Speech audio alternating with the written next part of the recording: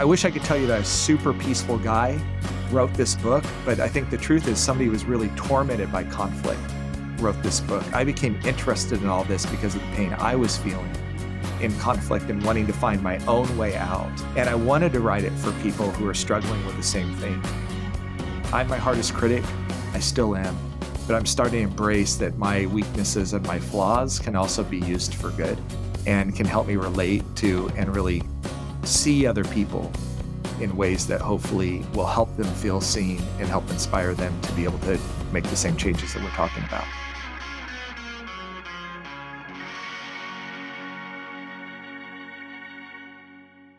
Well, it's with an enormous amount of pleasure that I, Miriam Jones, am sitting here with Brandon Harding and introducing our guest for today, Chad Ford, onto the Beyond Listening podcast.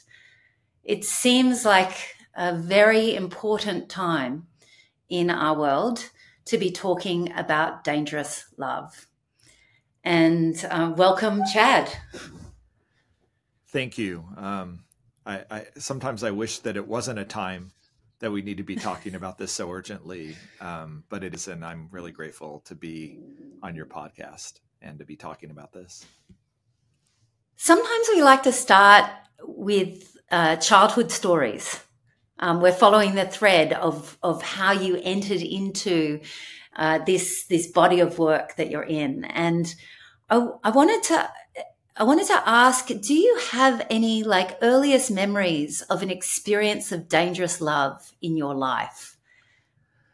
I think it actually, for me, started with danger. My father was drafted into the Vietnam War, and I was born. I was sort of the baby that came on the return from his service in Vietnam. And my father came with great post-traumatic stress disorder coming out of his service in Vietnam.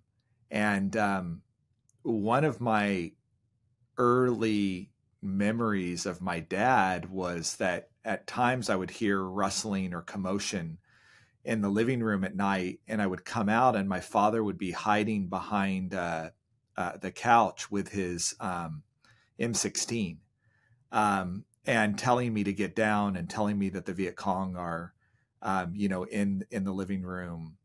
And it was not something that happened frequently, but it happened enough that it put an impression on me from a really young age that war and conflict takes not only the toll of the people who die in the conflict, but it's something that people carry with them. It's a burden. The conflict carries with them this burden that my father never totally shook, from him. And to me, it took away the glorification of war and violence in some ways because of how deeply impacted my family was, how deeply impacted my father was. He was very proud of his service, and so was I. But at the same time, this very real understanding at a young age of what the cost of war, what the cost of violence, what the cost of conflict does to people.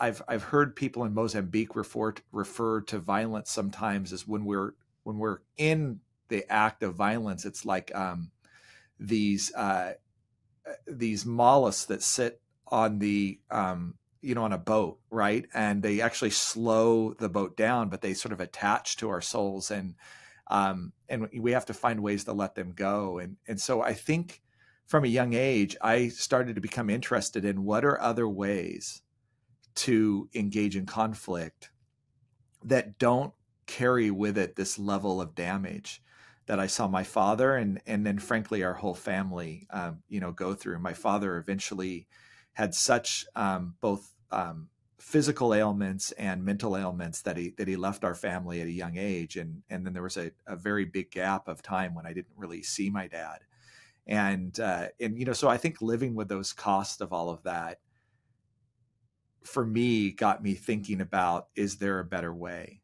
Is there a different way of doing this? And by the time I'm in high school in a really racially divided community in Kansas City, Missouri, between Black people and white people, and watching those tensions sort of play out, I start to get deeply interested in peace and Martin Luther King, in Gandhi, and thinking about, there's got to just be a better way of dealing with conflict. And I don't really know what those answers are. I didn't have any real clues as a young person as like what that would look like. But I felt compelled towards understanding that in some ways just to heal my own soul and my own family, and certainly to also think about how it might be able to help others.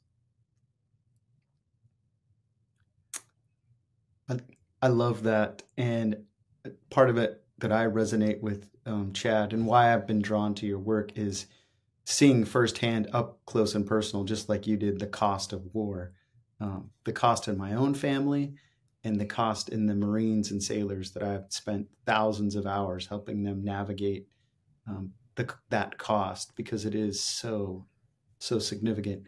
One of the questions that I had for you is that journey from, ESPN sports broadcasting to, kind of connecting back to this peace work that you sort of began to sort of like be interested in as a young adult.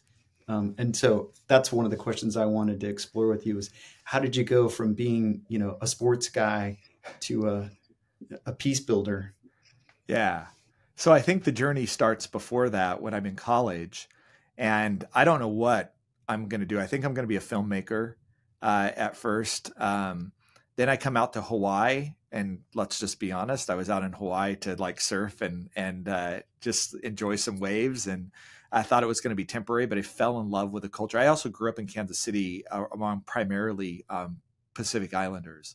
And so that was a very familiar culture to me. And so when I got to Hawaii, I just loved them, and I loved the culture. And but I didn't know what to major in. They didn't have film studies here. So I started with English. And I thought I was a really good writer, but my English, the chair of the English department didn't really think that I had a future there. So she actually, I honestly never heard of this happening to anybody else. Like I was getting good grades, but I kind of got kicked out of the major. And I actually think that I became a journalist and writer in part just to spite her for telling me that she didn't think that I had any future. I can be a stubborn person. And when you tell me I can't do something, a lot of times I'm going to go out really hard and try to do it.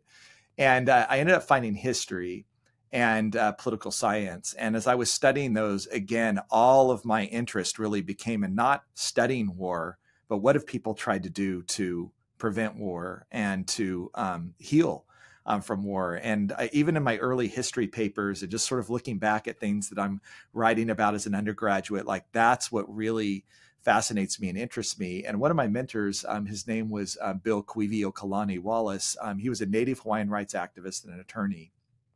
And he was working on the Hawaiian sovereignty movement, which a lot of people aren't very familiar with, but this idea that the United States illegally overthrew the monarchy of Hawaii in the late 1800s, something that was actually acknowledged by the US Congress at the time, though they never did anything about it, and a movement among Native Indigenous Hawaiians to get their sovereignty back and get the Kingdom of Hawaii back.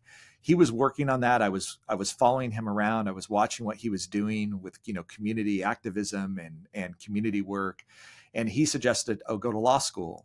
And so I was like, okay, I'm the first person in my family, by the way, on either side to even like complete a college degree. At the time, the law school was not in my horizon or graduate school or anything else. But I looked up to him so much when he told me to do it. I was just like, okay, I guess I'll go do that. And I ended up going to Georgetown Law School in part because they have a really strong international relations, human rights, indigenous rights curriculum there. And really thought that that's what I was going to do. But I really struggled in law school. It was not what I thought. I don't want to put down any lawyers anywhere, but I kind of learned in law school that lawyers are maybe better at creating conflict than transforming it. And even for those that were working on that in the civil rights movement and what have you, I was taking those classes, I was starting to understand in grad school that the law can change our behavior, but it doesn't necessarily change our hearts and our minds. And so while you can make racism illegal, you can't eradicate racism through the law, right? Man, something that I think has really come home to roost in the United States and other places, more recently. And if you're going to think about what it actually takes to change people's hearts and minds, you've got to do more than that. And so that became a critical moment, I think, in my first year of law school, when Dennis Ross, who was the chief negotiator for U.S. peace in the Middle East, came to Georgetown just as a speaker. They're in the middle of the Middle East peace process.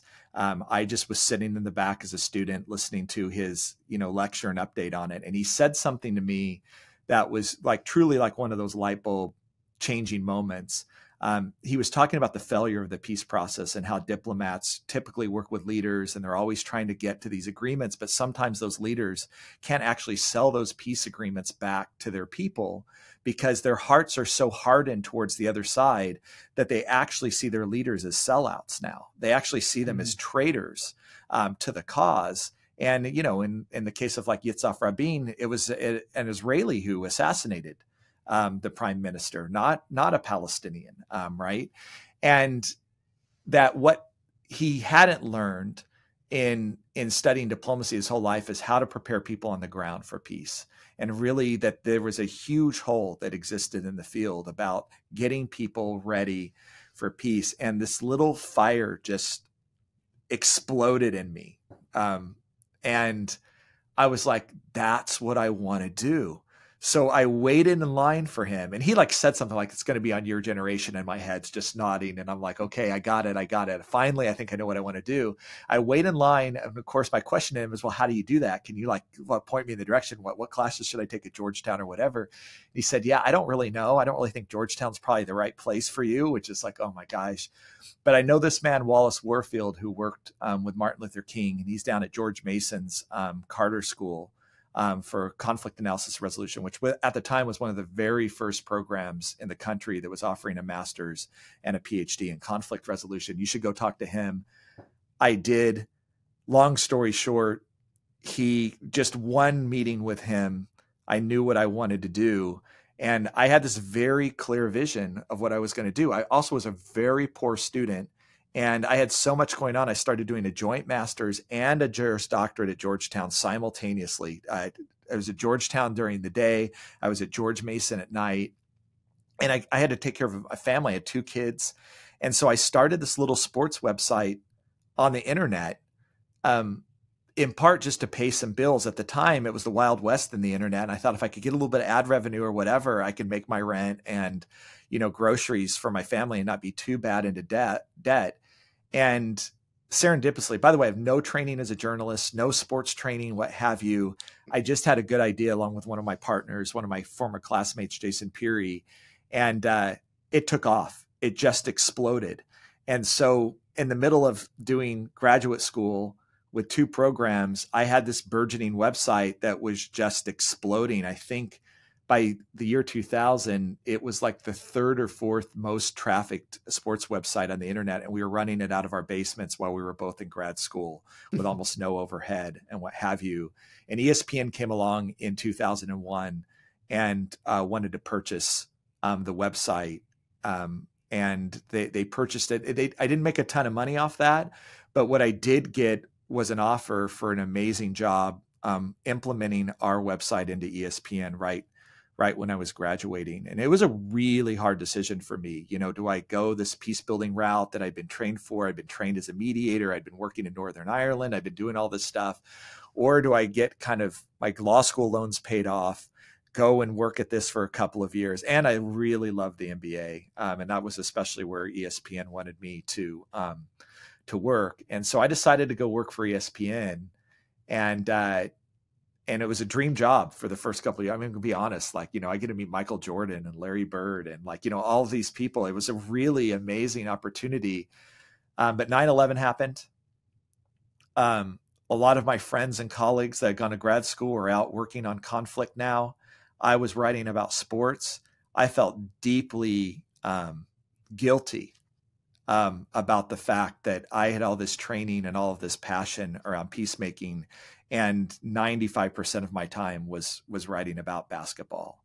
And so in 2004, I approached ESPN asked them whether I could at least do a project on how sports was being used for good in the world. And there were several stories that were coming out that I really wanted to document and think about sports and peace building together. They signed off on that. But about 6 months into that, where I'm currently teaching, BYU Hawaii called and said, look, we want to start a peace building program. It was my alma mater, this very diverse campus. I had another really hard decision to take a huge pay cut and come be an academic and start a peace building center or stay at ESPN. And I decided to leave. And so in 2005, I left to take this position as the director of the David O. McKay Center for Intercultural Understanding. I stayed on with Free ESPN for another 12 years, just in the summer doing the NBA draft, but my full-time work started to move in this direction. And then, later, we can talk about it later if you want. I started to be able to combine that with basketball in a different way, working with peace players. We have this term that we use that came up actually when you were talking about your childhood story of the gift in the wound, and how that in the wounds that we get, the gift that comes through them keeps on knocking at our backs until we say yes. So it sounds like you kept on being knocked at your back until, okay, That's a great analogy. Yes. Okay, I'll do it. And it kind of like leads me, I'm super curious. We're going to get into some details, particularly about the peace players, but I'm super curious because when we think about, well, first of all, maybe it would be important to ask you what you mean by dangerous love. Like, kind of, what do you mean by that? And then I'm also interested because, yes, when you talk about it, it's in relationship to conflict in our lives. And I also think it seems larger than that. It seems like a principle that sometimes guides your decisions. Yeah. And I'm interested in that because you just talked about, two different crossroads where you kind of like made decisions. And so, interested in how you define dangerous love and how it works in relationship kind of to the wider principle of living your life. It's funny that the term itself actually comes from the book that Wallace Warfield, who was that African-American professor at the Carter School at George Mason, slid across his desk the first day from Martin Luther King, called Strength to Love. And he asked me, when I sat down for that first interview, what do you know about Martin Luther King? And I'm like, okay, I got this. I wrote papers about him in college. And he's like, no. What do you know about how he did it? Like, what was the philosophy behind the work? Right. And it was pretty clear very early on. I was fairly ignorant about it. Right. I knew what he did and I knew what he said, but I wasn't really clear about how he did it. And he's like, read this book. If you're still interested, come back. What he didn't know, again, it's very stubborn Chad. I went downstairs. I sat under a tree. I read the book cover to cover. It's not that long of a book. And I knocked back on his door at like 4 o'clock in the afternoon. And I was all in. And there's a moment in that book, where King is actually, he was a preacher as well, and he's telling a biblical story, the story of the Good Samaritan. And there's this moment where Jesus is in this conversation, and he's asking, like, what's the most important commandment? And the guy says to him, love God and love your neighbor as yourself. And Jesus actually tells him this is right. He says, like, go do this and you shall live. But of course, the lawyer comes back and asks the more critical question, which is, well, who is my neighbor? And and it actually says in the scriptural reference, trying to justify himself. And I think this is like such an interesting human thing. Like, what's my loophole here? I'm supposed to love my neighbor, but you clearly can't mean everybody. And there's definitely certain people, and I'm thinking about maybe the Romans and other people like at this time that we definitely wouldn't love. And if you're Jewish at the time, there's other people that are unclean and whatever. I certainly wouldn't love them as well. And then, Jesus takes the story and sets it down in the most dangerous part of their community and on the Jericho road, right? And you've got people that are selling stuff in Jerusalem that have goods, and people who have sold stuff that are walking back to Jericho. And it's this mountainous route where these thieves lived and were constantly robbing and attacking people. And I just think it's so clever that Jesus goes to this extreme. But King asked this question in his book, which I'd never heard before and really, really got me thinking. He said, you know, in the story, there's a priest and a Levite who like pass the man on the side of the road, and they see him and he's down and he's beaten up, and they don't stop to help him. And he starts to ask the question, well, why? And he asks a rhetorical question. He says that I think what they were saying is, what will happen to me if I stop and do this thing? And then he says, then the Samaritan comes along. He's an outcast. He's the least of these. He's on the marginalized point of society. And he reverses the question and asks, what will happen to this man if I don't stop to help him? And then King says, that is the question.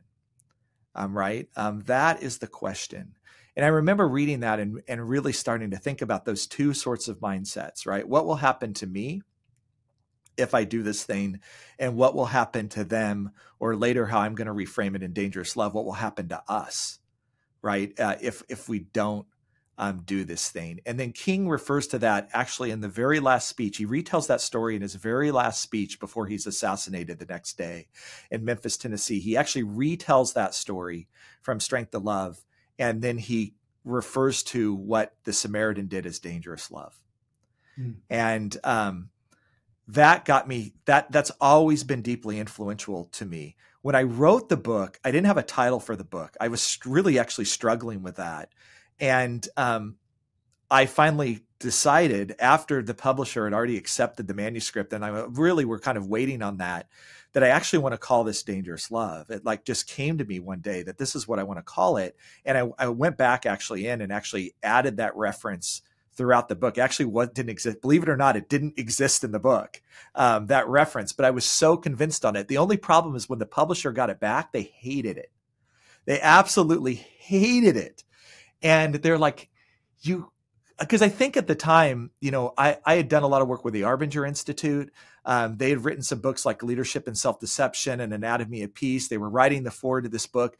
I think they were hoping that this was going to be a big business bestseller. Which I wasn't hoping for, to be honest. And you can't write love on the title of the book and think that any business is going to ever sort of pick this up, right? And so I think there was a big pushback there. And second, the main editor, who was the president of Barrett Kohler, said it sounds like a romance novel as well. So he didn't like that. And third, you know, love is such a difficult concept in the English language because it means so many different things, right? It can mean romantic love. It can mean the love that's like friendship or like I love you when I really mean like I like you. I think you're cool. Or I love chocolate when I really mean I just like chocolate. Or it can mean this sort of agape love, right? This deeper sort of love that actually there's no prerequisite that I like you or that I feel attraction to you, but I care about you because you're a human being. And I feel connected to you because of that. And so there was a lot of pushback. It is really funny that there weren't any romance novels, but lo and behold, in 2021 and in 2022, romance novels came out, so Dangerous Love. So maybe you're going to have a few listeners on the podcast that are thinking they're getting a very, very different conversation that I'm getting today. But what I mean by Dangerous Love is that I'm going to step out of my comfort zone when I'm in conflict, when typically my instinct is actually to protect myself in conflict. My question typically in conflict is like those first people that passed that certain man on the road. What is going to happen to me if I do this thing? And so many of our calculations that are coming out of conflict are going to be around that.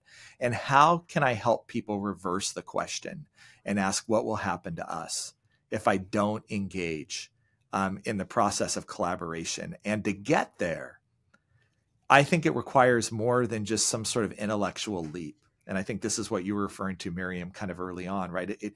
It takes some sort of deeper, almost spiritual movement that says, I love you. That's why I'm going to do it, right? Our love, the love that I have for you as a human being is going to cause me to step out of my comfort zone, like it causes the Samaritan to get down and put himself at risk to help this other person because I saw us.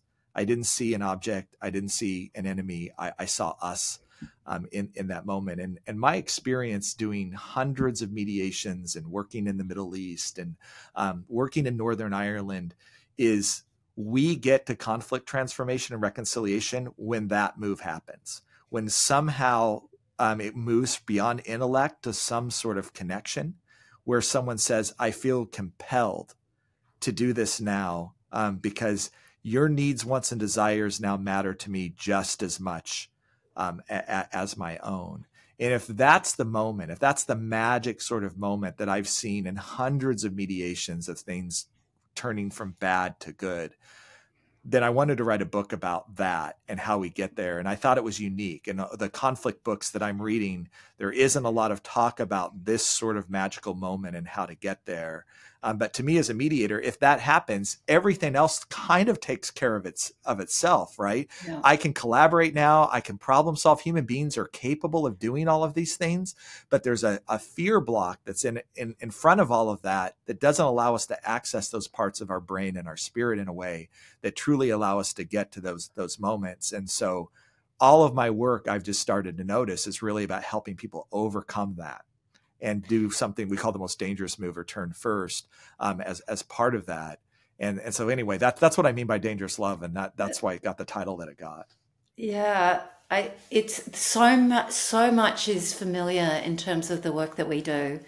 You know, there's this mystical moment that happens in transformation that we do with groups and with leaders. And it's almost like the room stops and you can feel everything is heightened and then it kind of moves and you're like, something's changed. You can feel it. Yeah. You can feel it. And so it's a somatic feeling. It's not an intellectual exercise. It's a somatic feeling.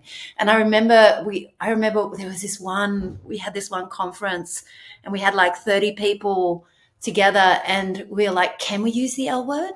Are we allowed to use the L word? And we had this huge debate. It went on for hours about using love in organizational consulting, but it was hard to actually describe it in any other way, I think. And you know, it really, you know, again, it's why we really encourage, why we're pro tension and why we really encourage it, because it's like you can't get to that place unless you actually get into the tension and the conflict and actually explore it. Yeah. So yeah, really appreciate that. Yeah. And especially in an organizational sense, is if I'm in that state of like, what will happen to me? Right. I mean, that is what destroys organizations. It's what creates silos. It's what kills collaboration. And you see it everywhere with our organizations, is that sort of self-preservation instinct that's so really powerful. So when you go and do leadership training and what have you, if you don't address that, if you don't figure out how to overcome that, right, everything that you're going to be training or teaching on is still going to be filtered through that calculus of, okay, but is this going to be the best thing for me? And if it's not, I'm not going to do it. And instead of transforming that into, yeah, you can still be part of the calculation, but we need to be thinking about us, not me. And as an employee, I need to be thinking about not just me, but also the organization and my coworkers, my customers, you know, what have you. And in a family relationship, I can't just be thinking about me, but I have to be thinking about what's totally good for the family, and what have you. And that includes me. And I think one of the things that I found early on is that the people that are most into peace, what they want to do to get to peace is cut out me, cut out that sort of equation. I'll be selfless. I'll be the martyr. I'll just suffer silently for the good of humanity. That doesn't work either. It's not sustainable. People burn out. And a lot of people in my field that are oriented that way, I see them burn out over time. And certainly just the sort of more competitive approach to things of I'm just going to get what's good for me and either convince myself that what's good for me is good for everybody else, or just don't actually care whether it's good for them or not. That's not going to be helpful. And so we've got to be able to find that way to balance both of those things simultaneously at the same time. And again, I think that's where love comes in. Yeah. I love that phrase. In fact, when we hosted what we call a listening circle the other day around your book. So we used it as a discussion point. And I began to define dangerous love to them just by basically taking the quote directly from your book, where you say, you know, that my needs, your needs have to, come up to equal my needs. And I think I found that to be so true in my own life and helping people around me and in my life. Like when I make that shift to say, oh, okay, your needs, wants, desires, they actually are as important as my needs and wants and desires. And that's where the big shift has happened for me personally. If it's okay, I was going to ask you a question. Miriam and I had talked about this based on, what's happening in the world. So, Chad, in reading your book, there are so many powerful stories about your work in the Middle East, and just wanted to open some space for you to talk about what's happening over there. Well, I think the first reaction that I have, and I've been having since October 7th, is just feeling so much pain for people that I love. I've worked for the past 20 years on the ground very closely, more than 50 visits to Jerusalem with Israelis and Palestinians on a peace process.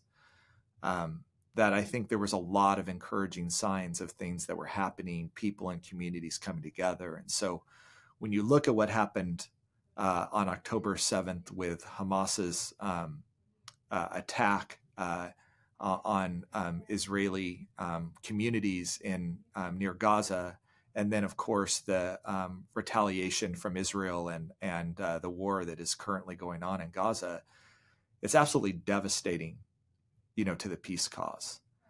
It's really, really hard to see my enemy as a person when you see some of the images that came out of the October 7th attack, or you see some of the images of Gaza and how Gaza has been, devastated in the war. It's really, really hard to do what we talk so much about in the book, which is dangerous love, to feel that love and not actually feel like the other side is a monster, that they're inhumane. And you can imagine for people that have no experience really with the other side, how easy it's going to be to feel that. But I also think it's important to note that even people that have been working in the peace process, even people that have spent time and built relationships, which I think is the foundation that we're always trying to go for, it's also very hard for them to, in those moments, feel good about what they've done in the past, to feel like they can reach out to the other side when they're scared, when they're hurting. We talk about fear and danger and dangerous love. And, I think Israelis and Palestinians right now are experiencing the ultimate manifestation of that. This is not imaginary. This is real. These are small countries. All the people that I know over there know someone who was killed or injured or hurt by this. On the Israeli side, all of their young people are now in war because there's mandatory military service, which just affects the entire country in ways that's hard for people in the United States or other people to understand. That literally everyone from the ages of 19 to 22 are now in some form of military combat, as well as 300,000 reservists that have been called up and called into duty there, which means there isn't an Israeli family that probably doesn't have a family member actually actively serving, in this conflict. It's a little bit different on the Palestinian side because, there's, Hamas doesn't have, huge support among Palestinians or whatever, but they are watching their people and have been watching their people for a very long time suffer and have been suffering.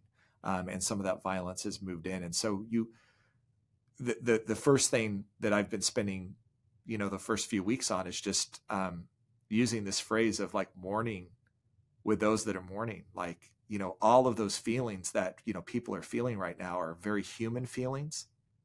The anger, the fear, the lack of hope, the feeling like this is never going to ever end, that they're on some sort of, wicked Groundhog Day loop of the same day, just kind of happening again and again and again, and feeling powerless to do anything about it. It's been some of the most devastating weeks of my life professionally, to be honest, because I know these people. I know their hearts. I know the courage that they have engaged in. to engage in peace with the other side. I know how vulnerable they've been and what risks they've taken.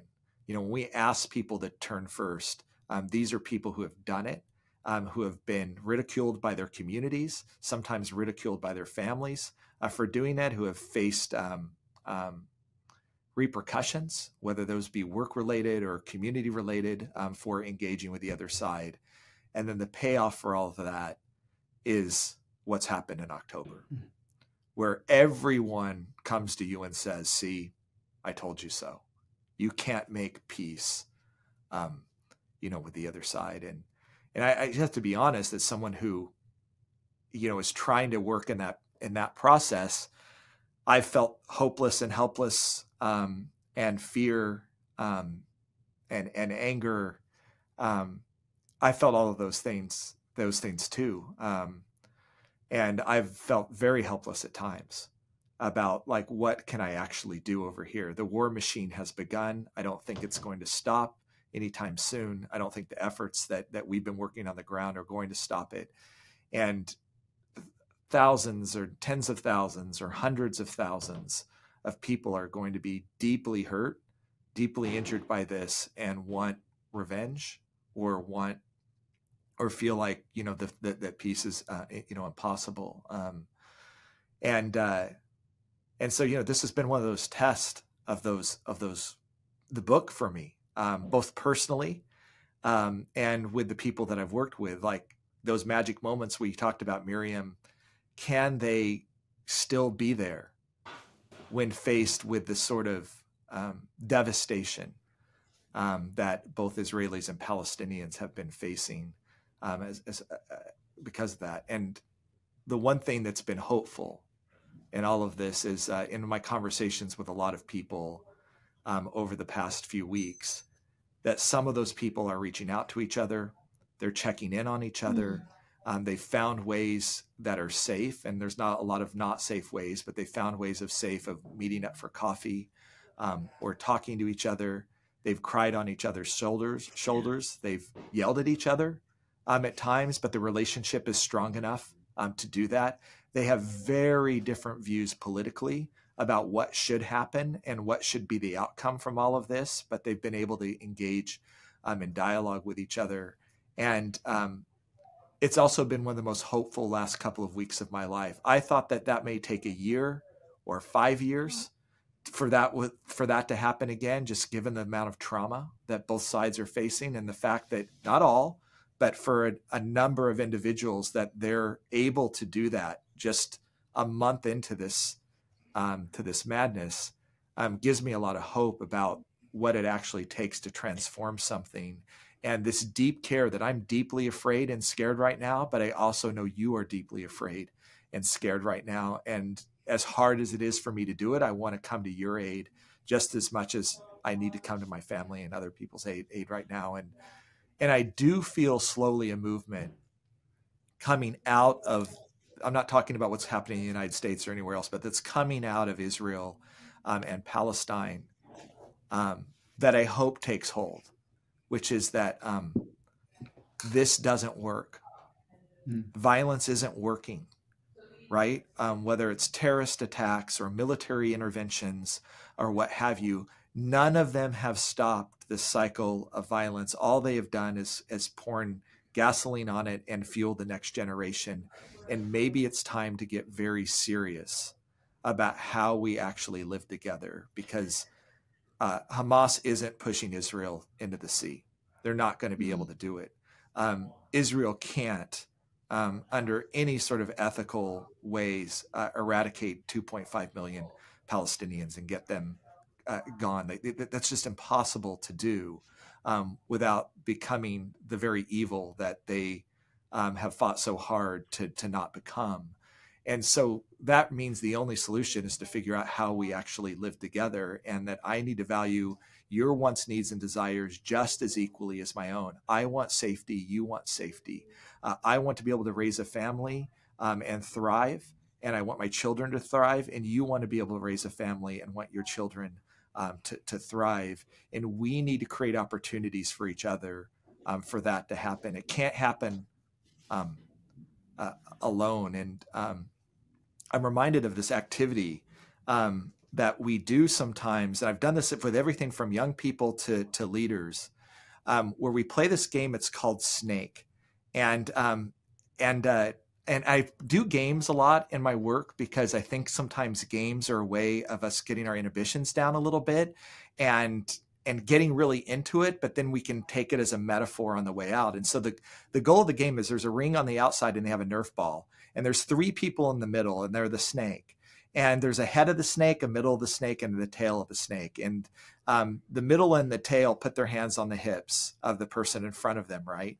And the job of the outside group is to kill the snake. And you do that by hitting the tail of the snake, the last person of the snake, below the waist. The job of the snake is to stay alive, right? And so you have people put up their hands and they're moving around. The snake's moving around, always trying to track the ball. And people are moving the ball around the circle, trying to find an opening to kill the snake. And usually at first the snake wins because the circle is really bad about sharing the ball, and people are trying to fake out the snake, and they hold the ball too long, and they don't really realize that the quicker the ball moves around, the harder it is for the snake to keep up with the ball. But eventually, human beings are smart. They start to figure this out. And pretty soon they're killing the snake, and they realize like how to pass the ball and how to do it. And it just becomes really hard for the snake. But there's this moment when I ask people in the debrief, okay, what does this have to do with Israeli and Palestinian conflict? And at first you can imagine that a lot of times they give the answer of, well, we're trying to kill each other, right? Like we're trying to, depending on who I am, the other person is the snake, right? If I'm Palestinian, it's the Israeli that's the snake, or it's the Palestinian, or if it's the Israelis, then the Palestinian are the snake. But I keep pushing them on the metaphor for a minute. And then there's always this moment where a light bulb goes on in somebody's head and they say, wait a minute, the snake's not Israelis or Palestinians. The snake is the conflict.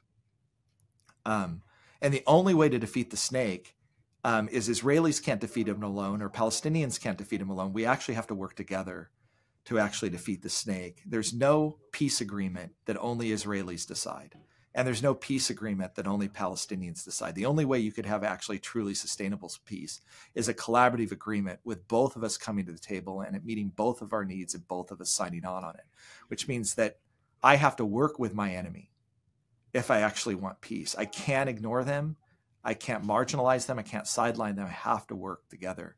And when that light bulb goes on, I think we're starting to now move to that area where dangerous love can really start to take hold. And I've heard enough from families, from soldiers, from people that have been caught up in this a long time to sort of recognize we are killing each other when we need to be killing the snake.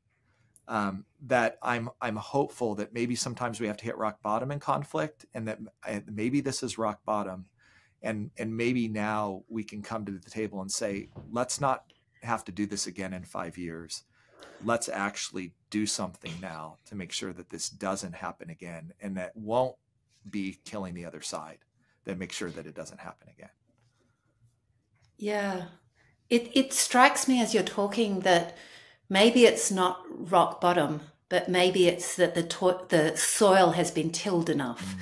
So, you talked about dangerous love, and I've actually read a lot about the how. It's interesting, as a woman, because a lot of the how was women in communities, kind of like gathering communities in the movement. And I think about the work that you've done and the way you've described dangerous love, and it's this tilling of the soil through forming relationships. And that as those web of relationships, get stronger, and what you're describing is a resilience. There's a resilience to the relationships that even surprised you, that after a month they're reaching out and they're not having conversations. In fact, they probably disagree on what to do, but they can share the grief. They can share the sorrow. They can share the kind of heartbreak that they're experiencing, and they can lean on each other. And in that, there's the kind of that, and then you mentioned they can also then share their hopes and what's common in their hopes, for their children. And, often we'll kind of like talk about, the 7 generations, like tilling, you keep tilling the soil because maybe it's not, in this lifetime, but maybe that soil will continue, those relationships will continue. And through the strength and resilience of those and the continued strength and resilience, it becomes stronger than the other force. So I was kind of like, was brought back to that as you were talking. Thank you. I think that's so important. And you're right. It's when you have that, when you have the ability to hold someone else's grief, when you have ability to mourn with them and hold their hands, the pathways from that to collaboration and problem solving are everywhere. But if I can't do that, there aren't a lot of pathways forward for us. And so that's what gives me really hope. Like that is to me the hardest thing, right, is what's happening right now, right? The fact that I can hold someone else in grief. The problem solving, I know it seems complicated. And if there was an easy answer to the Middle East, people would have come up with it right now. But I think it's the grief and the holding each other that actually is going to open up those creative pathways that have just been closed down in the past, because we've primarily been thinking about it, again, from that lens of what will happen to me. And so any peace agreement is really about what will happen to me, not what will happen to us. And if that can shift, if we can shift that mindset, and the only way we get to us is by doing that, holding each other, seeing each other's grief, recognizing the humanity of each other, then there's so many possibilities that none of us have thought about yet, in part because it's not our conflict, right? That are possible. And I've just seen this happen over and over again. And I write in my book this funny little incident with one of my professors where I had a conflict and I came to my conflict professor, hoping with some wisdom. And after telling him the whole story, he looks at me and says, well, I found we can either be right or you can have peace. And the question to you, Chad, is which one is more important? And of course, the answer for most of us is I want both. Right? I want to be right and I want to have peace. But the more I pondered that over time, I can be right and wrong simultaneously at the same time. I might be right on the facts, or my perspective might be, more objectively right than your perspective or whatever, but I can be deeply wrong in the relationship. And that right just doesn't matter. It doesn't carry any moral authority or weight with anyone else. But when I'm right with you, right, it is the greatest right. Because I'm right with you, and we'll find a way to make our truth together at that point. And that's why you see, even in married couples and what have you, when they're right with each other, they can disagree about a bunch of stuff, and they'll actually have open lines of communication, and they'll have a way of working through it and actually becoming stronger because of it. But if I'm not right with you, every disagreement, every conflict becomes a threat to me, and actually pulls us further apart. And I always find that fascinating, right? That some of the best relationships I know have quite a bit of conflict, but because they're right with each other, they know how to work through it and be constructive and creative about it. And that to me is the sign of a really healthy relationship, right? And it's sort of what you're describing, Miriam, that we're seeing with some of these Israelis and Palestinians. Yeah. And I'm going to hand to you, Brandon, because I'm hogging Chad's time. But I just there's also, I was seeing it. I think there's also a point in the sharing, which is also a point of not knowing, like a shared not knowing. Like, when you see people really like in the sorrow or in the mourning together, I've observed it a few times, and there's this point where both just go, I don't know. All I can do is feel this now and feel how we share this. And I kind of like relate it, as you were talking, and it was like one of the themes in your book, which I found really powerful, which was bring it back into the intimate, the continual kind of reference to peace. I'm creating peace, but peace is out there, and bring it back into the intimate of the intimacy of no, peace is here now. I create peace here now.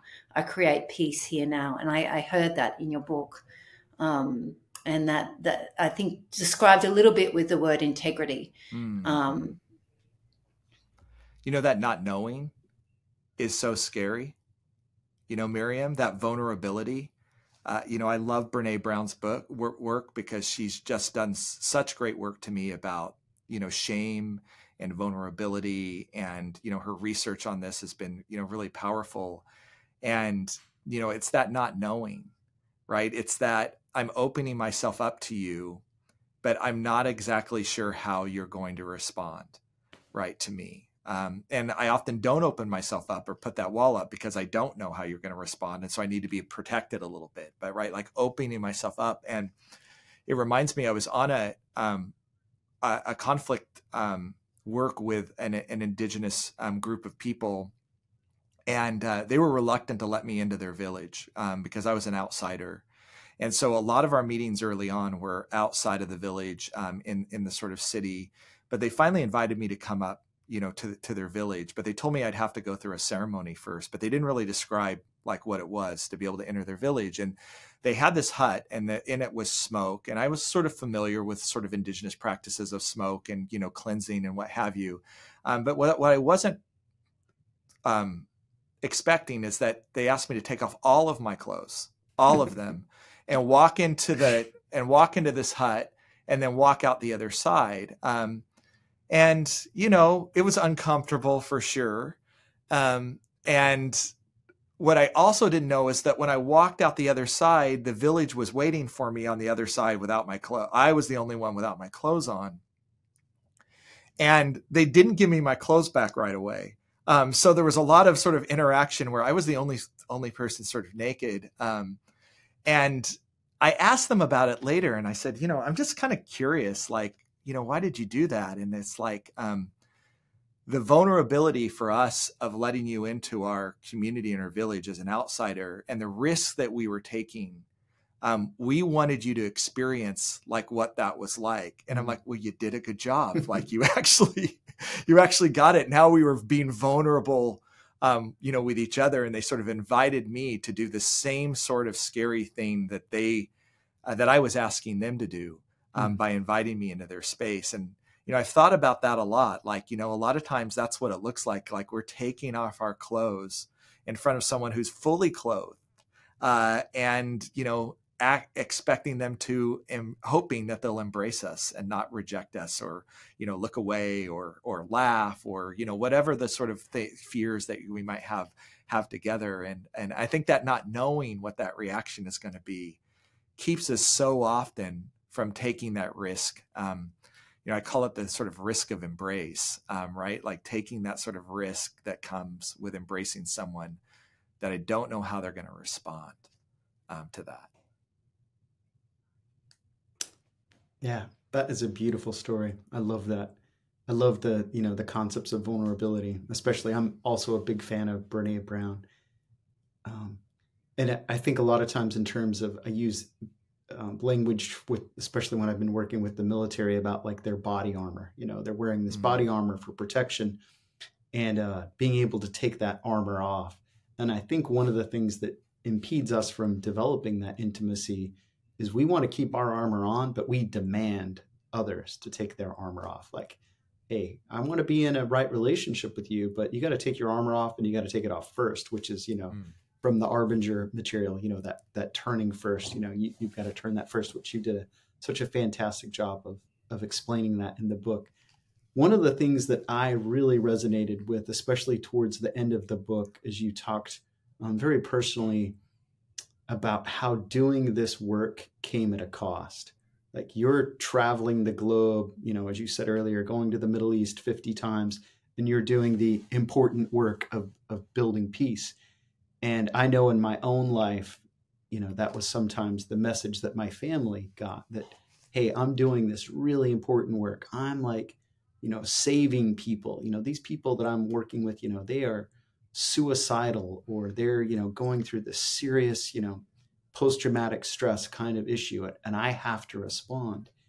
And over the course of time, I think my family really began to feel like, hey, we're like second tier here. And so it's been, like I said earlier, the challenge for me is to begin to now really try to practice this element of dangerous love with my family. And so one of the things that I've been curious about after, reading your book several times is how the practice of dangerous love has continued with your family. If you could maybe update us on how this has gone. Yeah. I was writing Dangerous Love when the irony of this is not lost on me. And then finished the manuscript in 2014, and something felt off about it. And it was my family. I was having extreme conflict in my family at the time, marital conflict, challenges, with a child, with anorexia, with a number of different things. And here I am talking about all this stuff that's sort of happening around the world, and knew in many ways that I was having the hardest time applying this on the relationships that mattered the most to me, at home. And there's old joke around, mediators that, there's a reason you have third-party mediators. You can't sort of mediate yourself sometimes, but I'm always stubborn. I actually think I'm a really good mediator. And so, so much of that work that I was trying to do at my home, I was putting it on me, and the pressure was building. I felt so many days like I was drowning, that I was failing at it. And it came with intense feelings of shame and also a bit of hiding, hiding that, portion of my life from the world, because I knew people were looking up to me or had certain expectations for me. Chad studies peace building. He should have all of this right. And I'm like, oh my gosh, kind of behind the curtain, there's so much conflict that's happening.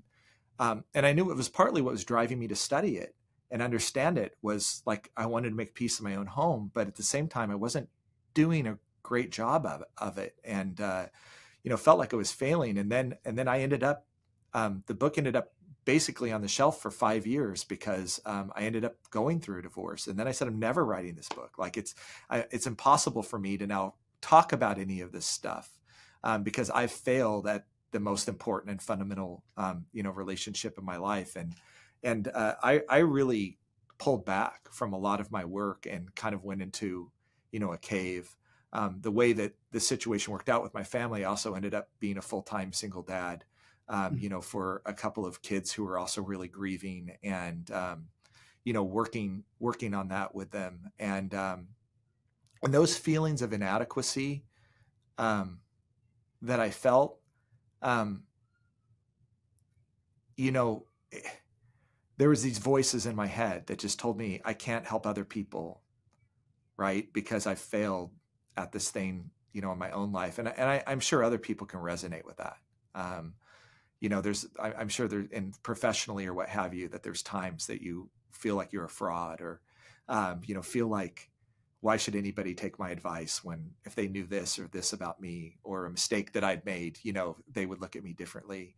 And it was really interesting in 2018 or 2019, it actually started in a class where I was asking my students to be very vulnerable. And I actually took them through this exercise that they would list all the good things that had happened to them in their life and all the bad things that had happened to them in their life.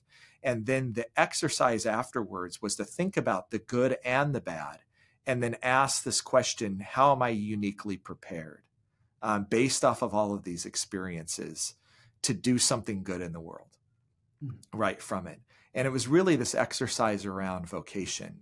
And I always preach that as the teacher, I'm going to do this exercise too. But the truth is that for several years, I'd been hiding from that exercise.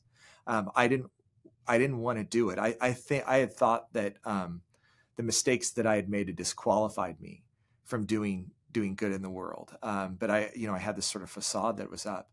But I actually ended up deciding I was going to have the courage to do this in class that day.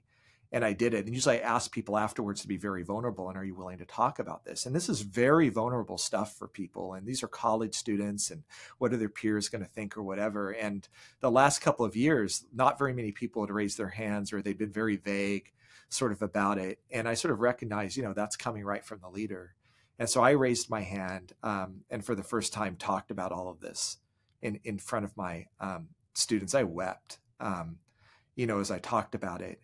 And the outpouring of love that I got, from them was so powerful. I went home and I just started writing. And I just started writing about this. It's on my blog on dangerouslove.com. If you want to go to my blog, you'll actually see a blog on when flawed people write books. And this is actually what I wrote. And I started writing it, and I ended it. And I was in a new relationship that was a very healthy and strong one. And my now wife, Amanda, came to me, saw she was doing that. She asked if she could read it. And then she began crying, and she's like, you've got to finish your book. You've got to go back and do it. And I rewrote the book at that point, more vulnerable, more open, more willing to talk about my mistakes and my flaws than the first draft, of it was. And I think it made it a better book. And despite all of my fears that everybody would read this book and say, why am I reading this book about this guy that got divorced or does all these dumb things, or seems like he's constantly in conflict, forcing his family to go to the beach and is estranged from his dad. Like, why in the world am I taking advice from you? The feedback that I got from so many people is it gives me hope, because I have these challenges and these weaknesses too. And so I would say that, Dangerous Love has changed me in helping me be more self-aware of when I'm the problem and when I'm not turning first. It hasn't inoculated me from conflict or from feelings at times of seeing people as objects. I haven't actually done that, but it has heightened my smoke alarm inside me to actually hear, wait a minute, Chad, this is not really aligning with your values right now. This is not actually what you believe.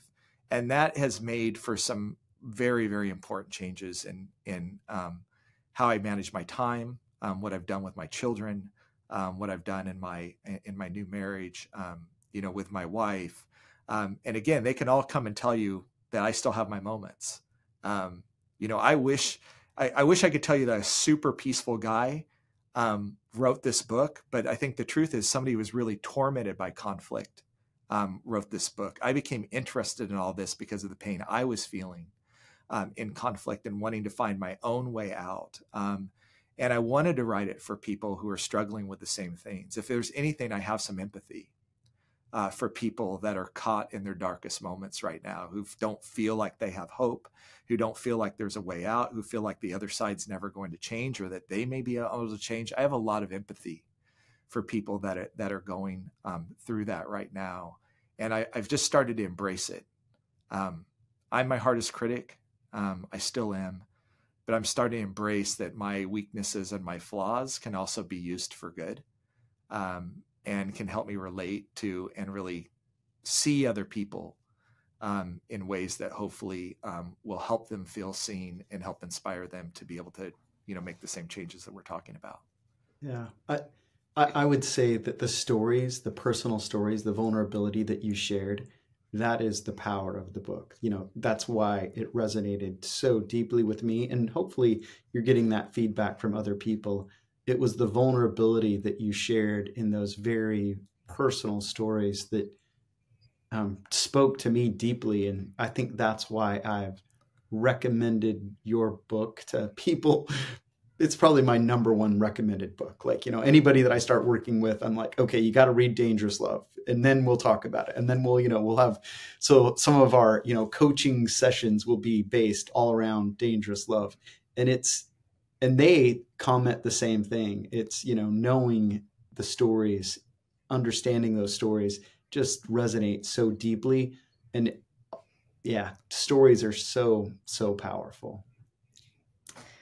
I think that what strikes me is, maybe one of the hardest things is to apply dangerous love to yourself, and to be able to, actually bring those things into the light, the things that you want to be hidden so much that, you've just wiped them out, but to kind of have the courage to bring it all out and to let yourself be in the fullness of the gift in the wounds, and knowing that still you have to feel those wounds in order to be in the gift. And, so much we started, before we started, we were reading that poem by Khalil Gibran. I'll put it in the notes on love. And it really says, that in this dangerous love, he doesn't use the term dangerous love, but it would just, in this dangerous love, you can choose to not fully do that, fully embrace, whether it's yourself or the parts of yourself or other people, but you will have a little laughter, not the fullness of your laughter. You will have a little bit of your vocation, not the fullness of your vocation. And this idea that in order to have that fullness of vocation, the full experience of life, that you really do this embrace, this dangerous love, this kind of like being in conflict in the way that you're talking about seems really necessary. Even when you can't and don't know what the results will be immediately, and don't know if the results will ever come to being in your lifetime, to still do that, to fully experience life. That's kind of like what I've got from your stories. Thank you. I think that's a beautiful way to put it. And, dangerous love to others and dangerous love to ourselves. Some of us are strong on one and weak on the other, right? Some of us are really good at loving ourselves, and some of us are really good at loving others, and some of us aren't good at either. And it's really truly embracing that right? They have a healthy relationship. There needs to be a love of self and a love of others. Yeah. And,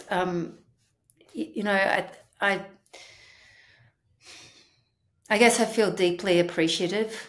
And I'm thinking about, we are in the US at the moment. And there are many different emotions and opinions about what's going on in the world, particularly in the Middle East at the moment. And I'm wondering, if you would take the principle of dangerous love, I'm wondering what you might say to people as they're going through, who haven't been to the Middle East, who haven't had that experience, but are perhaps here on the ground, maybe a Jew, maybe from, Palestinian heritage, maybe not, maybe knowing something, maybe knowing nothing at all, is like, for things that are out there, what's the way, that conflict over there, how do you, what would you say? Well, there's a lot of strong opinions. And I understand them all. I understand why someone would feel very fiercely that Israel has the need and right to defend themselves and to eradicate their enemies. I understand the position that the Palestinian people have been subjected to occupation for 75 years, that there's been gross human rights violations, and that they have every right to self-determination and what have you. And I even understand the feeling that sometimes comes from this idea of, I have no other choice. I have no other, any means necessary to get that, because those are such important, concepts for humanity. But when I engage with a lot of people in the United States, I often think that we hold those opinions in part because we don't actually deeply know both sides. Right. And I made this mistake. I actually talk about it in my book with a friend who's going through marital problems, and I end up siding with him and going full born, like, yes, like this is what you've got to do. And then when they actually start to reconcile, I'm actually angry. Right. Because I deeply understood my friend's side, but I didn't understand his partner's. And so a lot of what I've been urging, for people here is, before you make that post on social media or that rally or whatever, what are your relationships like? And if you don't have any, like, how could I start to build those relationships? Like, when we speak with full throttled support, especially when it comes to something as serious as violence, to one side or the other, without knowing the other side, without having real understandings of their day-to-day lives and their families and whatever, I think we're doing ourselves and them an injustice, in part because we don't really understand everything that we're actually talking about right now. And this really gets to this principle of dangerous love, which is that when I'm faced with conflict. It's actually about me turning first and being vulnerable and listening and learning and understanding where the other side is coming from, so that I can invite them into a space of reconciliation. And so much of what I've seen as a reaction in the United States is that I quickly take a side. I know exactly who's right and who's wrong. And then I, in some ways, give the permission or the justification to my side to do whatever it takes to get what I think is actually right. And in the process, I'm actually not showing them love, because I'm actually inviting them to go on a very disastrous course. I'm actually not helping them achieve what it is that they say they want to achieve, which is peace and security, and a good life for their kids. I'm not actually giving them any of that anymore. And so this is especially something that I'm hyper aware of. I'm prone to it just like everybody else, is when it's not my conflict, but it's someone else's, and I care deeply about one side or the other. The dangers of becoming an ally in a way that actually encourages the person that I say that I care about to engage in behavior that's actually not going to be helpful to them, but actually is going to be destructive to them long term. In the name of loyalty, in the name of we're family, in the name of I've got your back, in the name of we're all Americans here, or we're all Israelis, or we're all Palestinians, instead of in the name of, again, us, and rethinking about like what would help us have us preservation as opposed to self-preservation. And so there's been a lot of talks. I have a lot of really passionate students. They're studying peace building, and sometimes thinks that maybe that rally or that flag or whatever is actually, a peace, because it's about sort of justice. But, to me, the only justice that's truly just is when we return evil for good, right? And then we return good for better. And when the justice that prevails is a justice that makes us just, again, that makes us justified, that makes us even and reconnected together again, that fixes the brokenness. That is the justice that we should be thriving and calling for and working for. And any justice where one side is destroyed in the process, or one side is legitimized or hurt in the process, isn't just. And so how do we think about that deep principle that I think undergirds all things in dangerous love and comes from Martin Luther King and so others? How do we deal with an evil system, but deal with it in a way that's love and returns evil for good? I think that's the beauty of what King did. I think it's why he urged his followers to have the strength to love in the face of what they perceived to be evil and unjust, because the means are the ends in the making. And if we choose love, we will end with love. If we choose hate and division, we are going to end with hate. And our culture and our theologies and what have you, we should be looking at what are the outcomes of those thoughts and those feelings, right? Do they lead to peace and harmony and connectedness, or do they lead to more division or more fear or more hatred? Dangerous love is trying to point us in the direction that gets us to the outcomes that I think we all desire as human beings. I think one of the things that I heard in there, Chad, is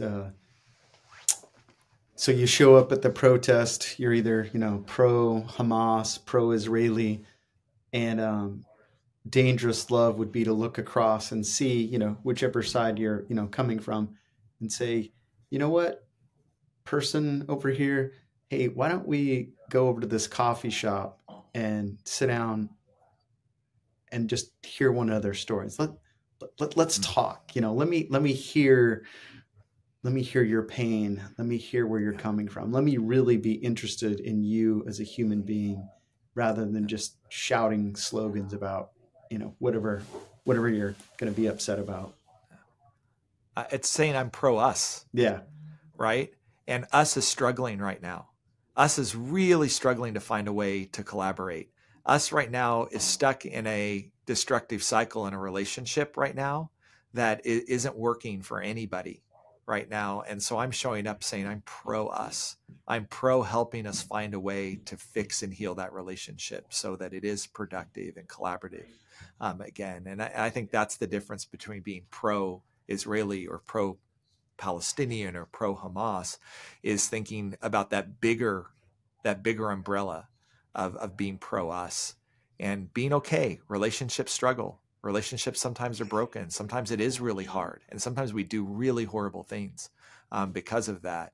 But ultimately, it's still about reconciliation and finding a way to bring us back into harmony. And I really hear in your story the opening up to the complexity in the stories of it all. You know, the starting of actually gaining that understanding and that listening firsthand in the relationships around you. Yep. And you know, so much of our work is really like hearing and listening to people's stories underneath what's going on for them, how they're complex, how they don't fit into a personality type. They don't fit into, you know, your color of your skin, that people's stories come from an interweaving of many, many different experiences. And I really hear that in the, you know, as we're sitting here looking and listening at the conflict and feeling what it's bringing up in us, is to really let in that complexity of that emotion, and also really listen to the stories that are in it. So thank you. So we're coming to the end, and I wonder if there's anything else that you want to leave us with. I don't know. I feel like it's been a great session.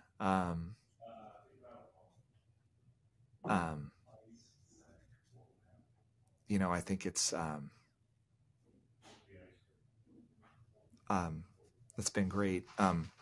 I did think about one of my former students wrote me a poem that has studied with me for a while based on everything that's going on. She actually traveled with me to the Middle East and sent me this poem, and I wondered if I could share it.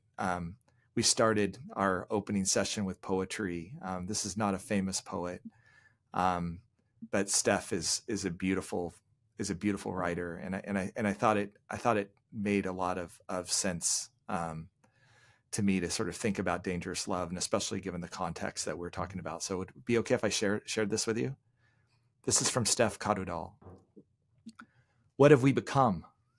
Entrenched in narratives so thick we suffocate beneath them. Truths launched like grenades from the smoke, pins pulled to defend our side. The world is incendiary, its fallout apocalyptic. The world burns when you assign moral hierarchy to suffering, when polarity obscures humanity. A father cries, "Bring my daughter home," while a child searches beneath the rubble, hands digging, reaching, pleading.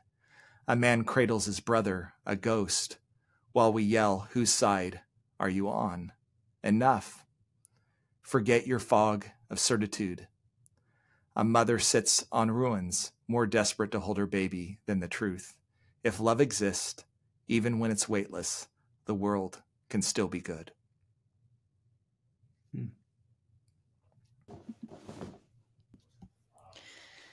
It's been an honor. Thank you for your work. Thank you for continuing your work, for going through everything that you've gone through and coming up and recommitting to writing this book and taking this work out into the world. May peace prevail. Yes, thank you again so much for your generosity of time and joining Miriam and I for this past hour and a half to really explore these concepts of dangerous love. Now more than ever, we as the human family need to practice this, starting in our own homes and then building out from there. But thank you again, Chad. Thank you.